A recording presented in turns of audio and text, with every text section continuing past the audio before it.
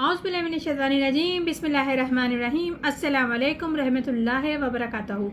जैसे कि कल भी हमने सूरह बकर की तो आयतों का तर्जुमा तफसीर और खुलासा बयान किया था, जिसमें इरशाद रब्बानी हो रहा था कि अगर जाहिर करके दो खैरात तो अच्छी बात है, अगर उसको छुपा के दो, फ़कीरों को दो, तो वो बेहतर है तुम्हारे हक़ में, दूर कर देगा कुछ गुनाह तुम्हारे।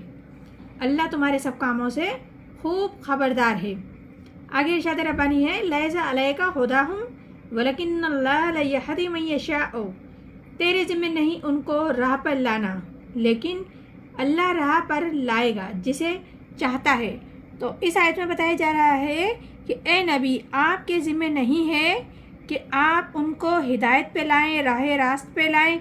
आपकी ज़िम्मेदारी तो है तबलीग करना। बस आप दीन की दावत देते रहें, तबलीग करते रहें। ये तो अल्लाह की तरफ से हिदायत है। अल्लाह की मंशा है, जिसे चाहे हिदायत दे, जिसको चाहे। वमतनफ़िक़ू मिन खैरिन फलअनफुसकुम। और जो कुछ खर्च करते हो तुम माल अपना, अपने ही वास्ते। तो इस आयत में रब्बुल इज़्ज़त फरमा रहे हैं कि जो भी माल तुम खर्च करोगे वो तुम्हारे अपने लिए है, तुम्ही को इसका अजर व सवाब मिलेगा और तुम्हारे ही लिए ही उसका अजर व सवाब दुगना किया जाएगा, उसमें इजाफ़ा किया जाएगा। तनफ़िक़ून इल्ला इब्तिग़ाअ वजहिल्लाहि। और नहीं खर्च करते हो मगर अल्लाह ही की रज़ा जोई के लिए। तुम नहीं खर्च करोगे मगर सिर्फ़ अल्लाह की रज़ा के लिए, तब ही तुमको अजर मिलेगा। अगर रियाकाराना तौर पर खर्च किया तो वो सिर्फ़ शिर्क बनकर रह जाएगा। वमा तनफ़िक़ू मिन खैरिन युवफ़्फ़ा अलैकुम अंतुम व अंतुम ला तज़लिमून। और जो खर्च करते हो खैरात सो पूरी दी जाएगी तुमको, तुम्हारे हक कुछ कम नहीं किया जाएगा। और अब तुम जो भी खैर में से खर्च करोगे, खैर में से जो भी तुम दौलत खर्च करोगे, पूरा पूरा तुम्हें लौटा दिया जाएगा और तुम पर कोई जुल्म नहीं होगा, तुम्हारी कोई हक तलफी नहीं होगी। आगे इरशाद रब्बानी है, लिलफ़ुक़राअल्लज़ीना अहसिरू फ़ी सबीलिल्लाहि ला यस्ततिऊना ज़रबन फ़िल अर्द। खैरात उन फ़कीरों के लिए जो रोके हुए हैं अल्लाह की राह में, चल फिर नहीं सकते ज़मीन में। इन्फ़ाक़ फ़ी सबीलिल्लाह का सबसे बड़ा हकदार कौन है? वो ज़रूरतमंद जो गिर गए अल्लाह की राह में। मिसाल के तौर पे असहाबा सूफ़ा थे, बैठे हुए थे, हुज़ूर अकरम सल्लल्लाहु अलैहि वसल्लम से इल्म सीख रहे थे, कोई काम नहीं कर रहे थे। फिर जहाँ जहाँ से दावत आ रही थी कि कोई बंदा भेजिए दीन हक़ सिखाने के लिए, दीन के लिए, तो उनको भेजा जा रहा था। अब वो माश की जद्दोजहद करते तो दीनी तालीम कैसे हासिल करते, या इस तरह दीन की कोई खिदमत कर रहा है तो उसके लिए भी कुछ लोग चाहिए। जैसे कोई तहरीक दीन के एतबार से चल रही है तो उसके लिए कुछ लोग चाहिए, कुछ कारकुन के तौर पे जो काम करें। उन कारकुनों का भी आखिर माश का मसला है। अगर वो माश पर टाइम देते हैं तो दीन के लिए कैसे टाइम निकाल सकते हैं? तो कुछ लोग दीन के लिए हर वक्त होने चाहिए।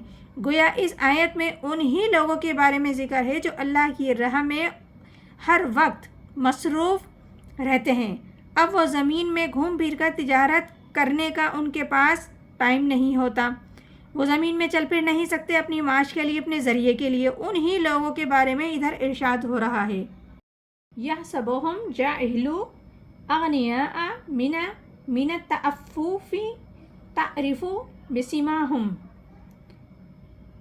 समझता है उनको नवाकिफ़ मालदार, उनके सवाल न करने से, तू पहचान उनको उनकी अलामत से। इस आयत में बताया जा रहा है कि वो इस तरह के फ़कीर तो नहीं हैं कि लिपट कर मांगना शुरू कर दें। इन्हें आम तौर पर जो नावाकिफ़ शख्स है वो समझता है कि उसको कोई ज़रूरत ही नहीं, क्योंकि उसने कभी मांगा ही नहीं, और उसने मांगना इसलिए नहीं चाहा कि वो इस तरह का साइल ही नहीं, वो फ़कीर नहीं, उसने अपने आप को अल्लाह के दीन के लिए लगा दिया है।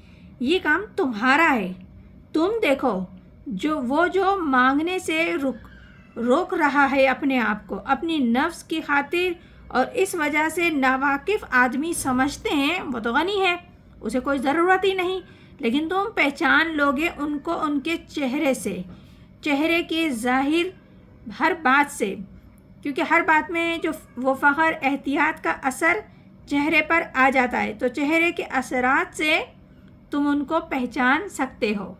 لَيَسْأَلُونَ النَّاسَ إِلْحَافًا، نہیں سوال کرتے لوگوں سے لپٹ کر۔ تو اس آیت میں بھی یہ بتایا جا رہا ہے کہ وہ عام ساحلوں کی طرح نہیں ہیں مانگنے والے، وہ لپٹ کر لوگوں سے سوال نہیں کرتے۔ یہ بہت اہم معاملہ ہے کہ دین کے لیے جو لوگ ہم و پیش ہر وقت رہتے ہیں تیار، ان کے لیے ذریعہ معاش کیا ہو۔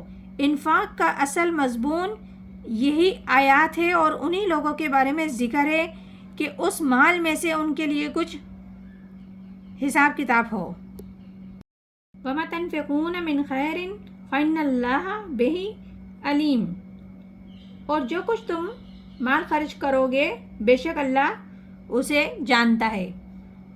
تو مطلب یہ کہ جو بھی تم دولت مال اپنا خرچ کرو گے اللہ کے دین کی خاطر، اللہ وہ سب کچھ جانتا ہے، اللہ کے علم میں ہے یہ سب۔ یہ مت سمجھنا کہ اللہ نہیں جانتا، تم بس خاموشی کے ساتھ ایسے لوگوں کے ساتھ تعاون کرو جو اللہ تعالیٰ کی راہ میں اپنا ٹائم دیتے ہیں، اللہ تعالیٰ تمہیں اس کا بھرپور بدلہ دے گا۔ یہی اس آیت کا خلاصہ ہے۔